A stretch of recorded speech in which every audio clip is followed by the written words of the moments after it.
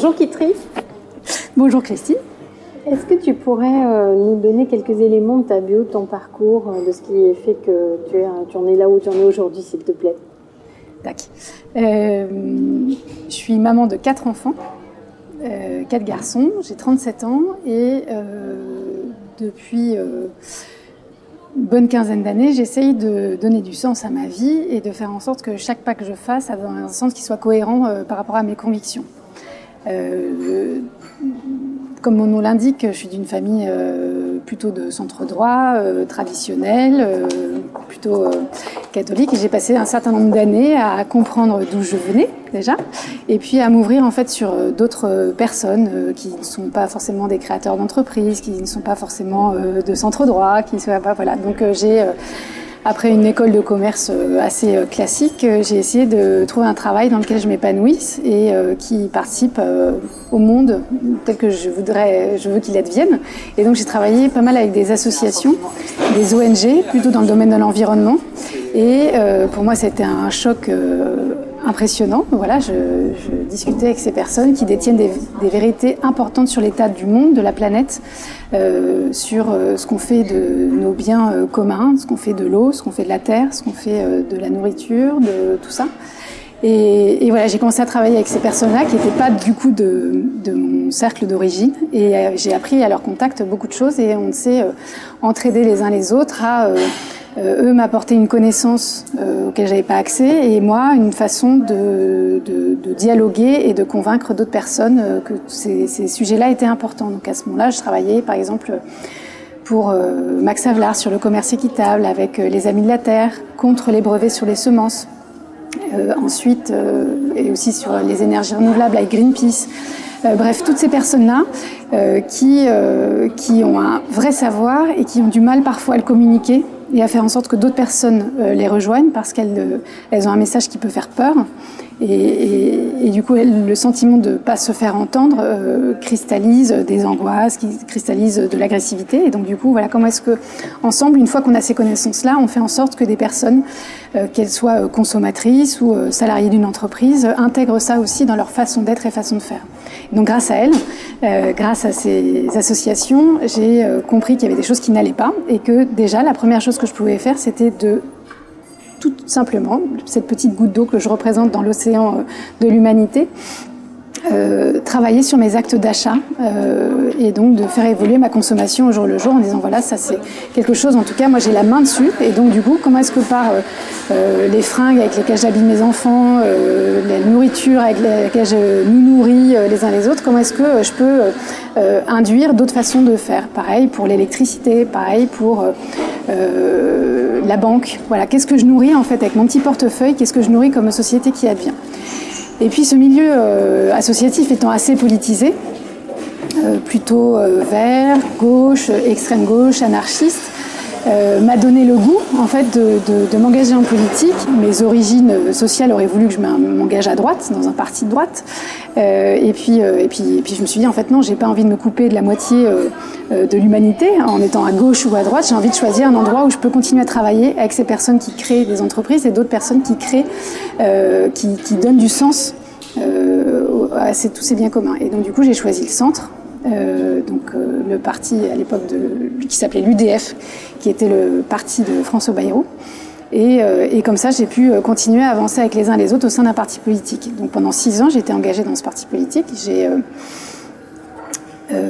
d'abord été simplement militant, puis c'est devenu mon travail. J'étais assistante parlementaire de député européen, j'étais basée à Paris. Et puis ensuite, j'ai fait la campagne de François Bayrou, sa campagne présidentielle en 2007-2008 et dans son équipe de campagne, 2006-2007, c'est ça.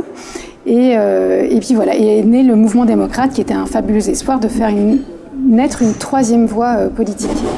Et puis les partis politiques sont ce qu'ils sont aujourd'hui. Pas forcément des endroits où les gens peuvent s'épanouir, pas forcément ils peuvent rester intègres. Et donc j'ai décidé au bout de 6 ans d'engagement de quitter cette voie-là parce que je ne me retrouvais pas dans ces logiques de partis traditionnels qui sont des machines globalement à broyer les idéaux et les convictions des gens. Et voilà, en gros. Donc ce que j'ai entendu, c'est cette envie de t'impliquer pour le bien commun et politiquement. Et j'ai entendu que tu disais, j'ai une vision du monde. C'est quoi ta vision du monde? Qu'est-ce que tu souhaiterais qu'il advienne pour notre monde? Ce que je souhaite pour notre monde, c'est qu'on soit tous acteurs de notre monde. Or aujourd'hui, qui a le pouvoir, qui détient le pouvoir? C'est en gros, pour être un peu caricatural, Goldman Sachs, les GAFA et les grandes multinationales et transnationales, et puis les citoyens là-dedans, les êtres humains de la Terre ne font que dépendent de tout ça. Et il me semble que les enjeux sont tellement importants, fondamentaux, que on a tous à apporter notre contribution et tous choisir le monde dans lequel on veut vivre. Voilà. Et aujourd'hui, c'est pas le cas. Les citoyens sont totalement évincés du débat démocratique, de ce qu'ils veulent demain pour la terre, ce qu'ils veulent demain pour l'éducation de leurs enfants, ce qu'ils veulent comme système de santé, etc., etc. Tout ça se fait sans les citoyens. Or, on a quand même des enjeux importants qui sont un peu flippants. Et que aujourd'hui, il me semble que le bon sens de chacun peut aider à affronter ces enjeux et à faire en sorte que cette humanité en sorte grandie, de tous ces combats-là. Et on a besoin des uns et des autres. Et aujourd'hui, c'est pas le cas. On ne choisit pas comment l'eau qu'on boit, les aliments qu'on ingère, tout ça. Et c'est dommage. On se prive de grandes forces, voilà. Et donc c'est ce qui t'a amené à ce mouvement que tu as envie de décrire peut-être? En fait, j'ai envie que les uns et les autres, on se retrouve en situation de responsabilité et de décision pour choisir aujourd'hui et demain avec quelles règles du jeu on va fonctionner. Et donc, oui, il y a un mouvement là pour l'instant qui est en train de naître. C'est les premiers pas de ce mouvement, c'est de se dire, ok, on a été évincé par différents systèmes du choisir ensemble. Et donc, du coup, comment est-ce qu'on va récupérer des bastions qui sont aujourd'hui confisqués? Et notamment, en politique, les démocraties aujourd'hui dans le monde sont très malades, dans plein d'endroits du monde. Si on pense que c'est un bien commun, cette démocratie, comment est-ce qu'on fait pour réimpliquer et réinjecter notre décision et nos façons de voir les choses? Et donc, du coup, il y a cette action, en fait, qui est une opération politique à vocation électorale qui est en train de naître et qui se dit, c'est des personnes qui se disent, tiens, on a envie de revenir dans le jeu politique et on a envie d'expérimenter au sein de l'Assemblée nationale pendant les 5 prochaines années qui vont arriver d'autres modalités, d'autres règles du jeu. Ces citoyens ont envie de hacker les législatives de juin 2017 et de faire en sorte qu'on élise des députés augmentés. Ces députés augmentés, c'est des députés qui ont des super pouvoirs et simplement le super pouvoir, c'est de représenter en direct les personnes qui sont des citoyens qui ont envie d'expérimenter ce nouveau jeu-là et de représenter en direct leurs décisions face à des textes de loi qui leur sont présentés. Voilà, alors il y a plein de modalités dans ce jeu qui va nous réinjecter de la démocratie au sein de l'Assemblée nationale. Et donc voilà, l'idée c'est de faire émerger des citoyens qui ont envie de passer les 5 prochaines années de leur vie à partir de juin 2017 au sein de l'Assemblée nationale. On va accompagner et former ceux qui sont volontaires à l'aide d'un MOOC. C'est quoi l'Assemblée nationale? C'est quoi le rôle d'un député? Comment est-ce qu'on fait? Comment est-ce qu'on écrit une loi? Et à partir du moment où ces personnes-là sont formées, elles seront donc aptes à être candidates. Elles auront leur petit diplôme qui dit « Ok, c'est bon, tu as compris là où tu veux aller ».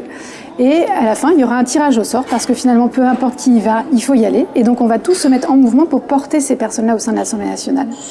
Une fois qu'elles seront là, élues députées, donc sur quelques circonscriptions, peut-être pas 577, ce serait même trop rapide pour le projet. On est dans une expérimentation sur, par exemple, 15 circonscriptions. On va apprendre à jouer avec la loi et à exercer notre décision sur ces textes de loi. Donc ces députés augmentés vont former une sorte de groupe politique à l'Assemblée nationale. Ils n'auront pas de programme préconçu. Ils vont permettre à tous ceux qui sont en dehors, via un outil Internet qui nous permet ça aujourd'hui, de voir arriver chaque texte de loi et de simplement nous récupérer notre capacité à dire oui, non, abstention. Et voilà, on va apprendre avec cet outil-là c'est une expérimentation de démocratie directe en fait, mais à nous positionner face à des enjeux aujourd'hui qui sont qui nous dépasse parfois. Et en tout cas, quand on en pense quelque chose, ce quelque chose n'est jamais pris en compte. Voilà, il y a plein d'exemples de lois qui sont, par exemple, devoir de vigilance des multinationales, où il y a 135 000 personnes qui ont signé un texte sur Havas demandant à ce que cette loi existe. Voilà, cette loi n'a pas existé. Enfin voilà, voilà, tout comment que la loi du renseignement soit discutée. Voilà, en fait, l'idée c'est ça, c'est que chaque loi mérite un débat démocratique unique et surtout que ce débat démocratique soit débarrassé des carcans d'antan, des carcans idéologiques qui nous enfermaient dans des cases. Je suis, voilà, il y a un autre exemple tout à fait actuel là ces derniers jours. Il y a alors là, c'est pas une loi, c'est un décret sur l'enseignement, la réforme du collège. Donc déjà, on peut contester le fait qu'il n'y ait pas de débat démocratique simplement sur les lois, d'une part. Mais d'autre part, quand on pense quelque chose sur cette loi, qu'on en pense du bien, du mal, peu importe, voilà, si on pense je suis contre cette réforme, on dit ah oui, alors vous êtes comme les gens de l'UMP qui disent que c'est que c'est pas une bonne loi, voilà. En gros, on est tout le temps renfermé dans des cases. Or, si on veut faire face aux enjeux qui nous attendent, on ne peut pas continuer à se diviser. Il faut qu'on pose le débat, qu'on se débarrasse nous-mêmes chacun de nos idées préconçues et qu'on ait des données intéressantes, qu'on puisse se positionner sur des diagnostics et ensuite formuler des réponses. Mais pour tout ça, il faut déjà faire le ménage, chacun d'entre eux, et déconstruire nos idées préconçues. Voilà. Donc ce que j'entends dans ce projet, que j'entends être collectif, donc ça c'est aussi nouveau, non pas que les partis n'étaient pas des collectifs, mais ils étaient quand même à structure pyramidale, alors que là il y a une espèce d'émergence collective qui cherche à être un peu équivalente et qui veut promouvoir donc ces futurs volontaires à l'Assemblée nationale. Donc ça c'est en soi c'est nouveau.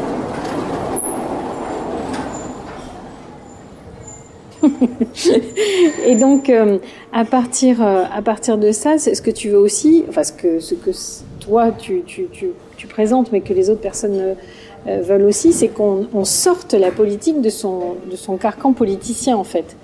Et donc et aussi qu'on puisse à terme rebouger sans doute un peu la Constitution, qui fait que au premier tour on a de la diversité, au deuxième tour on est gauche ou droite, quoi. Ce qui fait aussi on ne peut pas adresser les sujets précisément en tant que sujet, mais automatiquement ils sont pro-gauche ou pro-droite de par leur essence, alors que par exemple les problématiques écologiques et environnementales n'ont pas de raison d'être colorées, elles nous concernent tous.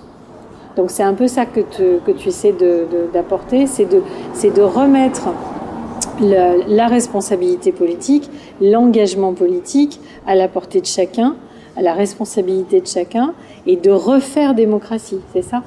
C'est exactement ça. Ce qui nous reste pour vivre ensemble, pour moi, quand même, c'est la démocratie. Et qu'aujourd'hui, cette démocratie est en danger, en vrai danger, puisque le débat démocratique, la même démocratie, est confisquée aujourd'hui. Donc, on a besoin de cet outil-là, mais aujourd'hui, il est réservé à une certaine oligarchie. Voilà, comment est-ce qu'on se réapproprie ces endroits, en fait, qui sont le Parlement européen, qui sont l'Assemblée nationale, qui sont des villes, qui sont des communes, qui sont des... Voilà. Dans chacun, il va falloir réinvestir ces espaces. Et ces espaces, aujourd'hui, il me semble qu'ils ne sont pas atteignables en formulant des programmes, des idées préconçues, parce que là aussi, les programmes, c'est beaucoup de marketing électoral, c'est beaucoup, je veux m'adresser à telle et telle frange de la population, voilà. Ça n'a pas de sens aujourd'hui. Je pense que chaque sujet et chaque enjeu est tellement immense face à nous qu'on a besoin de les adresser ensemble. Mais pour ça, il faut d'abord gagner des clés de décision, d'abord gagner des clés de pouvoir.